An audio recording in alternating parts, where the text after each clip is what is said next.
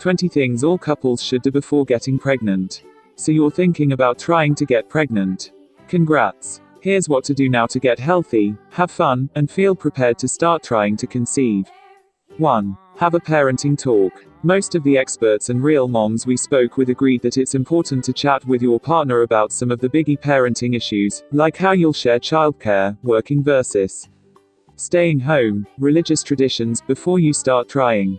But before you start freaking out over differing opinions on circumcision, public versus private schools, or other things that are way down the road, remember that you can and will change your mind about a lot of these issues as you go along. Say Odes and Morris. The important thing is for couples to start talking about the priorities, expectations, and fears throughout the entire process, especially before you get pregnant. 2. Go off the pill. Stop your birth control a couple of months before you plan to start trying, says Robert A. Greene, MD, co-author of Perfect Hormone Balance for Fertility. This gives you a bit of time to see what your natural menstrual cycle is like, 27 days. 32, so you can figure out when you're ovulating, the time of the month when you're most fertile. If you've been taking the pill for a while, your cycle could be different from what it was before you started. It can take a while for hormone levels to get back on track after you ditch the pill, but if your periods still near after 3 months, you should see your doctor.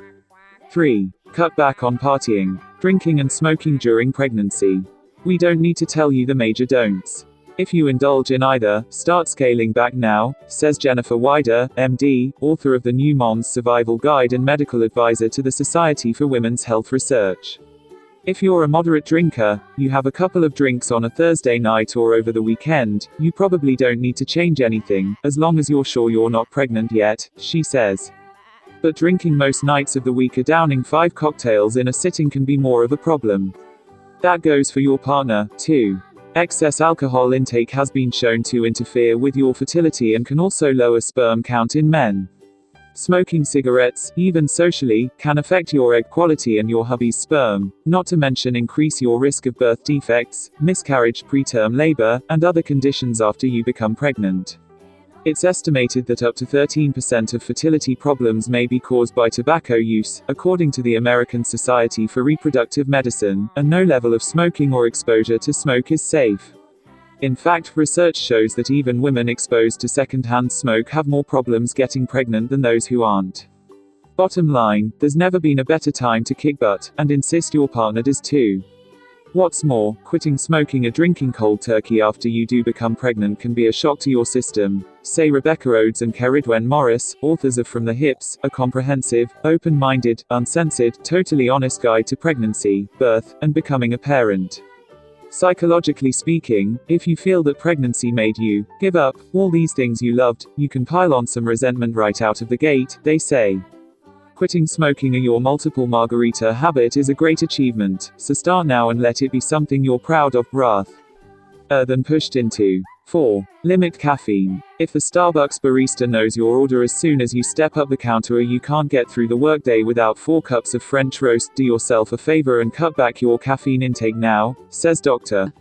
Wider. Not only because studies show that too much caffeine can trigger miscarriage, but because you want to avoid withdrawal after you're pregnant.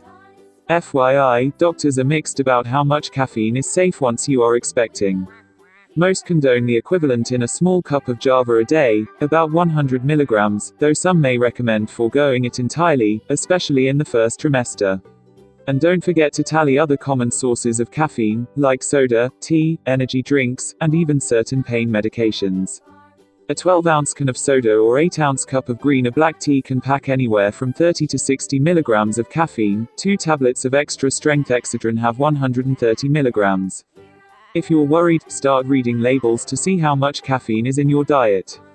5. Step on the scale. If you can stand to shed a few pounds, now is the time to go for it.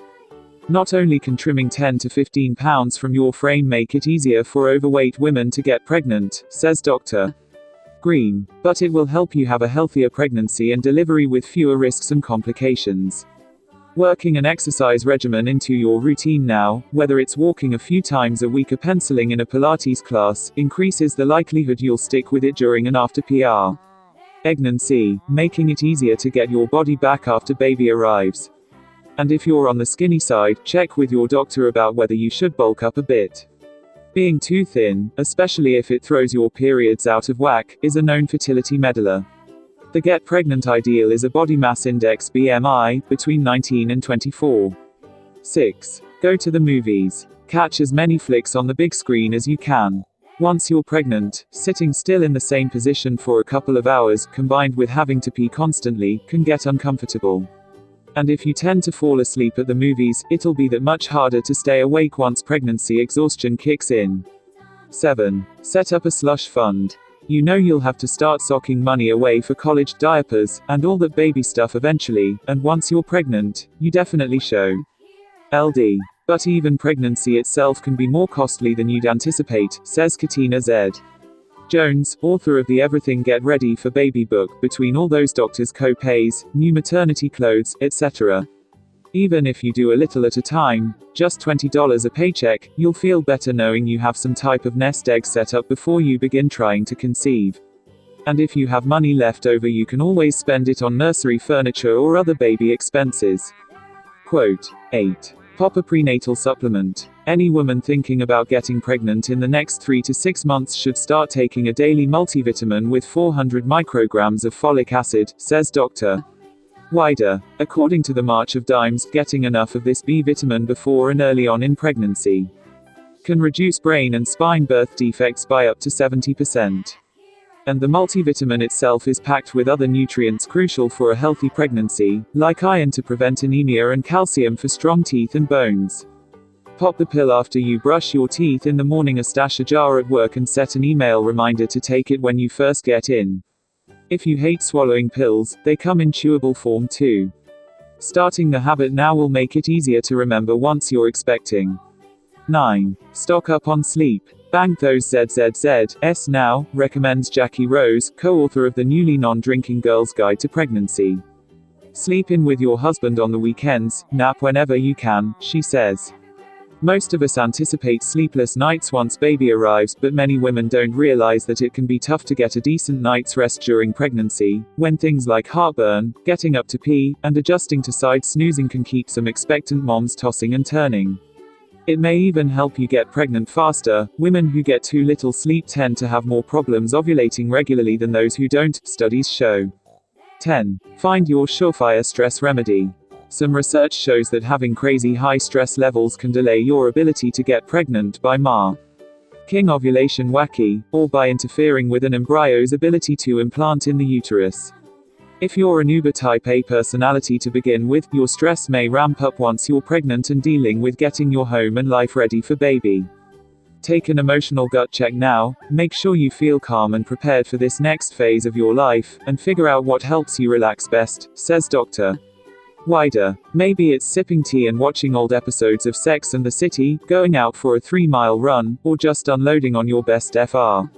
End. Whatever it is, if it works for you now, it will help you when you're pregnant or a new mom. Don't have a go-to stress reliever. Dr. Green recommends keeping a journal on top of your nightstand, and scribbling down 15 minutes worth of thoughts before bed. Studies show that writing in a journal regularly can help you feel more optimistic and less worried. 11. Get snap happy. If the last time you whipped out the camera was on the honeymoon, it's time to start taking more photos now, not just of you and your hubs, but also of your house, the place why you met, and anything else that reminds you of your pre-pregnancy, pre-baby existence. This is such a magical time in your life, when you can really be all about the two of you with no one else to take care of, and one day you'll appreciate having documented it, says Jones. Plus, your kids will love to see the photos down the road. They'll wonder, what was life like before I was born? And this gives you a way to show them. 12. Make a restaurant checklist. Chances are you and your partner have a few local eateries you've been dying to try, so start keeping a list of your favorites, and spend your Saturday nights crossing them off. Obviously you'll still be able to dine out when you're pregnant, but meals may be a little different. For one thing, dinners just don't feel as splurgy when you can't linger over a bottle of wine. You may find some of your menu favorites off limits: no Caesar salad, raw eggs, swordfish, too much mercury, or unpasteurized soft cheeses, to name a few. And pregnancy issues like morning sickness, heartburn, or even weird cravings or aversions can throw your palate off kilter. Plan on at least a few decadent dinners on the town now, and order whatever you want without thinking twice about it. 13. Deal with where you want to live. Do you need to move for more space, a better location, or any other reason? Our advice: do it soon. Getting settled, ideally, somewhere you want to be for at least a couple of years, and feeling good about your home will help you feel more prepared for pregnancy. It's nice not to have to deal with moves, renovations, lawyers, and closings once you're pregnant. No one wah. NTS to be packing at 8 months along. On the other hand, if you're happy where live, don't feel like you have to move now that you're family planning either. You don't need a huge multi-bedroom house in suburbia to raise a baby.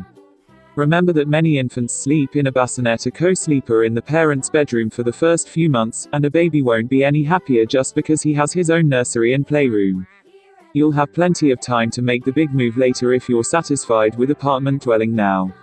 14. Deal with your job. Though there's no law that says you can't job hunt while you're pregnant, and in fact, it's illegal not to hire someone based only on the fact that she's expecting, now's a better time to switch jobs if you're unhappy. For one thing, you need to have been working somewhere at least 12 months to qualify for FMLA, Family and Medical Leave Act, the federal law that stipulates companies of 50 or more employees must provide 12 weeks of unpaid maternity or paternity leave. But more than that, it's important to take a 10,000-foot look at your career, says Kathy Stahl, co-author of Twinset, and ask yourself the following questions. Are your hours okay? Is there enough flexibility for childcare after baby arrives? Can you handle the commute? Do other new parents seem happy working at your company? If you find yourself answering no, you may want to look for a new gig or see if your boss is willing to work with you to tweak your job description. Perhaps you can take on smaller clients to cut back on your hours, say, or clock in from home a couple of days a week if you have a particularly hellish ride in. 15. Ask your mom about her pregnancy. And your sisters, aunts, and grandmas, if you can. Did it take them a long time to conceive? Were there any complications, like preterm labor or having a breech delivery? Certain health conditions tend to run in families, and it's a smart idea to brush up on your history and share any relevant information with your doctor. But don't worry too much. Just because it took your sister a year to get pregnant doesn't mean you'll necessarily have a hard time too. Many common fertility problems, like poor egg quality, due to age, or blocked or damaged fallopian tubes, are not hereditary, but some, like fibroids or ovarian cysts can be.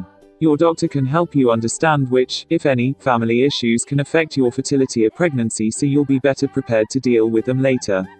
16. Pay your doc a visit. Many experts recommend booking a pre-pregnancy checkup at your OB/GYN at least 3 months before you plan to start trying, says Dr. Green, especially if you don't see the doctor regularly.